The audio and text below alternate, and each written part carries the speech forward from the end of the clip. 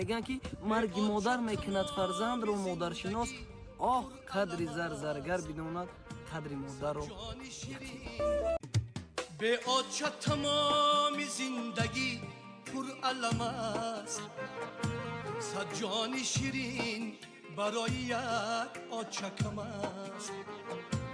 از درد و فراق بسی ندو. پیغمبر خدا گفتند کدام انسانی که اگر در ماه مبارک رمضان خرسند می شود، ماه رمضان آمد خرسندی می کند که ماه رمضان و داخلش خرسند می شود، حرم الله جسده علی النیران. پیغمبر خدا گفت خداوند میگوید که من جسد او را نمیگذارم که در آتش دوزخ بسوزد، من نمیگذارم که در عذاب من دوچار شود شخصی که با داخل شدن ماه مبارک رمضان چکار میکند؟ خرسند میشود.